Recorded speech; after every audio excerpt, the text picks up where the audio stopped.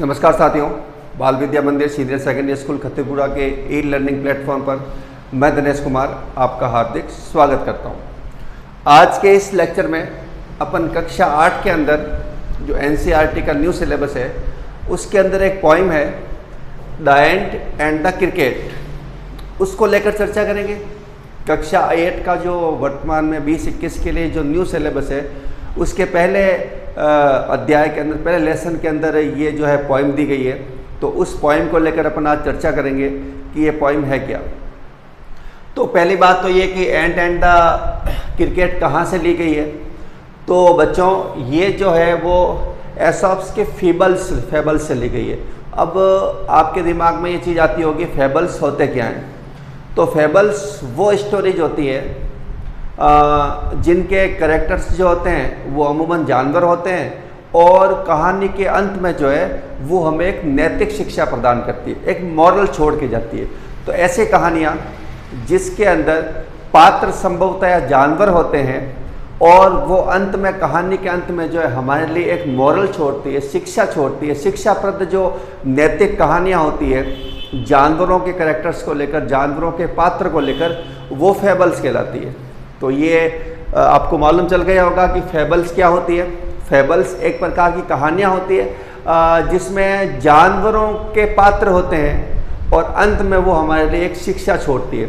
जैसे आप जब छोटे थे तो आपके परिजन, आपके जो गार्जियन हैं, बड़े बुजुर्ग घर में हैं, वो आपको कहानियाँ सुनाया करते थे।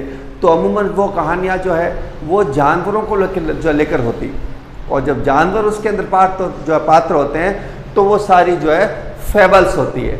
और ये जो फेबल्स है वो एसॉप्स फेबल से ली गई है और इसका जो शीर्षक दिया है वो दिया है the ant and the cricket. Ant का मतलब आप समझते हैं चींटी से होता है। क्रिकेट जो है वो एक क्षणभंगुर होता है, छोटा सा कीड़े मकोड़े के टाइप जो है एक जीव होता है, उसको क्रिकेट बोलते हैं। हालांकि क्रिकेट से आप बहुत ज़्यादा परिचित होंगे क्योंकि क्रिकेट वर्तमान में सब ज़्यादा खेले जाने वाला एक खेल बन गया है। वो इसी सब से डिप्राइव हुआ है क्रिकेट, जिसको अपन क्षणभंगुर कहते हैं, या फिर अपन उसको कीट पतंगा भी बोल सकते हैं, जो एक क्रिकेट में आता है। तो चलो बच्चों शुरुआत करते हैं आज इस पोइम में कि इस पोइम के अंदर जो एसॉप्स फेबल से ली गई है उसके अंदर क्या क्या हमें बताने का प्रयास किया गया है और क्या क्या हमें समझाने का प्रयास किया गया है। तो चलो शुरुआत करते हैं इसको लेकर। तो ए यंग का मतलब होता है छोटा, आयु में छोटा। सिल्ली का मतलब यहाँ मूर्ख से है। क्रिकेट का मतलब यहाँ क्षणभंगुर या कीट पतंगे से है। तो एक छोटा सा कम उम्र का मूर्ख जो क्रिकेट है वो क्या करता था, एक कस्टमर का मतलब होता है अभ्यस्त होना। लगातार जब हम काम करते हैं तो उस काम के लेकर हम अभ्यस्त हो जाते हैं, बार बार उस काम को करते हैं, तो वो कहलाता है एक कस्टमर। किसका था वो अभ्यस्त? टू सिंग का मतलब होता है गीत गाना। तो यहाँ जो पहली लाइन आपको दी गई है 8वीं कक्षा के है, तो उसके अंदर पहली लाइन ये दी गई, एक मूर्ख जो था, क्रिकेट जो था छोटा सा, वो लगातार गाने का शौकीन था। एक कस्टमर का मतलब परिचित होना, अभ्यस्त होना, आप लिख सकते हैं प्रैक्टिसाइज होना।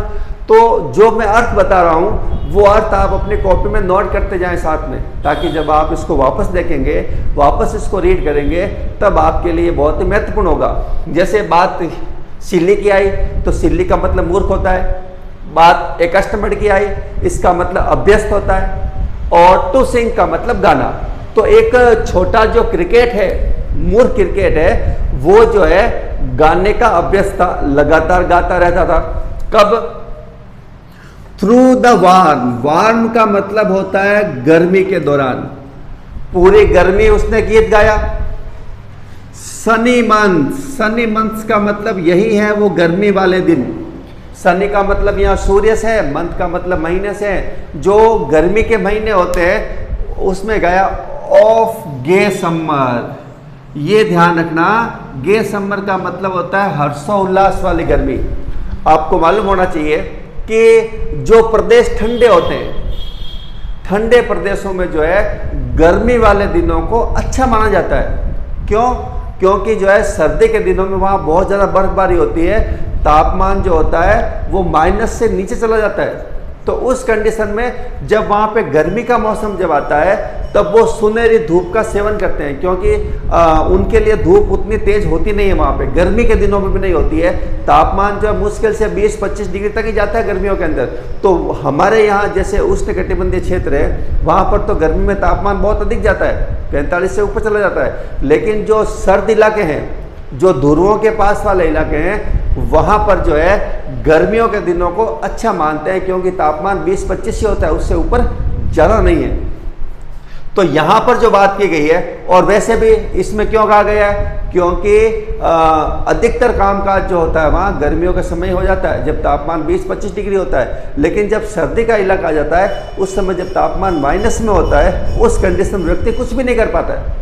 केवल जो गर्मियों के दिनों में जो संचय किया हुआ होता है उसके द्वारा उसी का वो उपभोग करता है। जैसे लेह लद्दाख वाले भारत के अंदर इलाके हैं, तो वहाँ 6 महीने जब गर्मियों का समय होता है तो वहाँ का तापमान 20-25 डिग्री होता है, मुश्किल से होता भी नहीं इतना। वहाँ के लोग वो खेती करते हैं, जो भी करते हैं, अपना काम 6 महीने के अंदर पूरा कर देते हैं, क्योंकि जो ही सर्दी का समय जो शुरू होता है उस समय वहाँ बर्फबारी होनी शुरू हो जाती है, और फिर अन्य भागों से उनका संपर्क टूट जाता है, और फिर उनके पास जो भी होता है 6 महीने स्टोरेज किया हुआ, उसी से वो अपना काम चलाते हैं।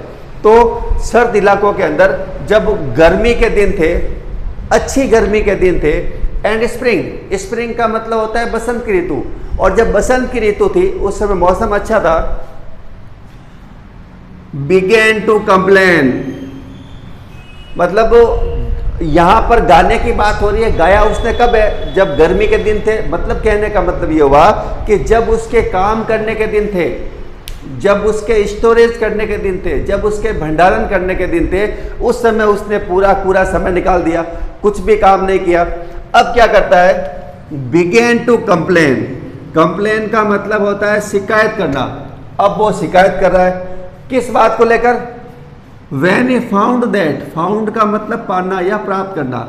जब उसको ये मालूम चलता है एट होम, घर पर, जब उसको घर पर ये मालूम चलता है, क्या मालूम चलता है, हिज कपबर्ड। कपबर्ड का मतलब होता है अलमीरा, उसकी जो अलमारी है, उसकी जो वो वस्तुएं रखने का स्थान जो है, वाज एम्प्टी, क्या है, खाली है। एम्प्टी का मतलब होता है खाली होना।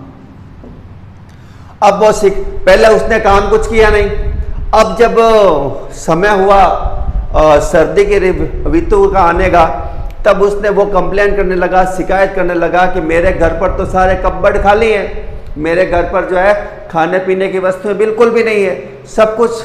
और क्या कहा है, एंड विंटर वाज कम, और सर्दी आ चुकी थी। इसका मतलब अब वो कहीं घूम नहीं सकता, अब वो कहीं बाहर नहीं जा सकता, अब वो जो है उसके जो काम करने के दिन थे वो निकल गए थे। अब तो केवल जो उसके स्टोरेज था उसके खाने के दिन थे, लेकिन उसके कपबोर्ड में जो है कुछ भी नहीं था। इसका मतलब ये हुआ कि अब उसके खाने के लिए समस्या होने लगी, अब वो भूखा मरने की स्थिति में आ गया। अब देखो क्या है, not a crumb to be found. Crumb का मतलब होता है रोटी का टुकड़ा, ब्रेड का टुकड़ा कह सकते हैं, रोटी का टुकड़ा कह सकते हैं।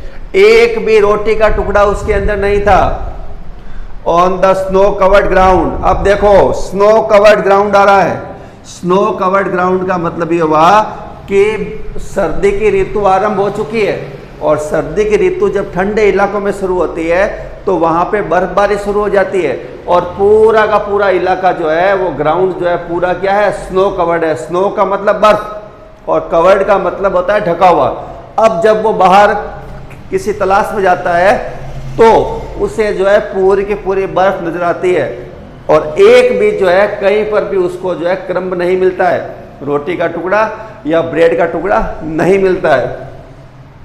Not a flower could be seen, एक भी फूल उसको नहीं मिलता है, क्योंकि बर्फबारी होती है, पौधों के ऊपर होती है, सारे फूल जो है मुरझा जाते हैं, और फूल भार की वजह से नीचे गिर जाते हैं, कई पौधे जो है क्रश हो जाते हैं। तो एक भी फूल जो है उसको नहीं मिला, उसने नहीं देखा।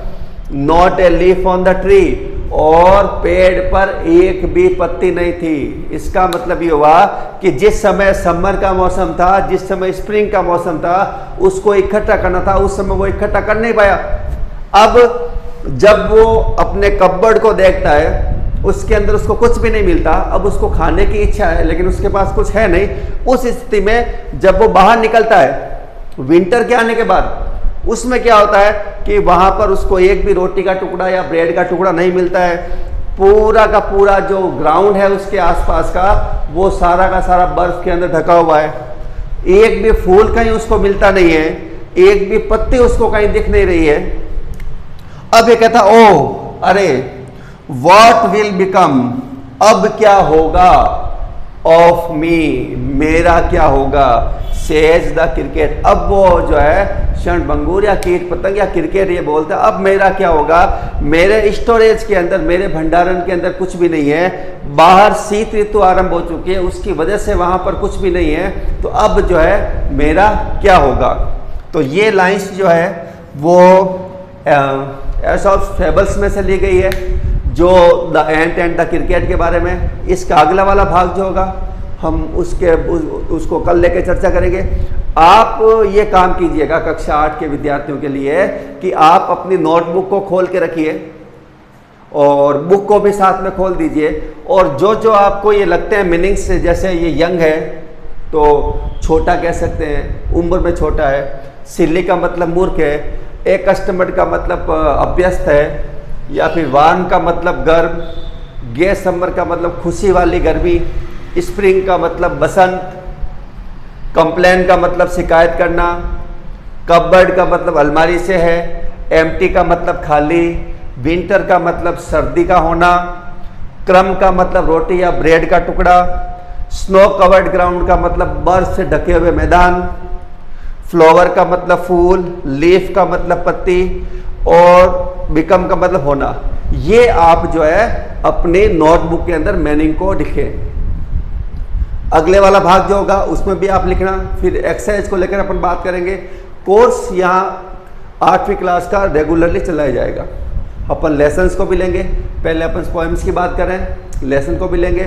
फेबल्स के बारे में मैंने आपको बताया, उसके बारे में भी आप अपने आप जानकारी रखें फेबल्स होती क्या है। तो जिसमें करेक्टर्स जो होते हैं वो पशु होते हैं, सॉरी पशु पक्षी होते हैं, और मॉरल देती है स्टोरी, वो जो है फेबल्स कहलाती है, स्टोरीज होती है। ठीक है मित्रों, बच्चों आज के लिए इतना ही।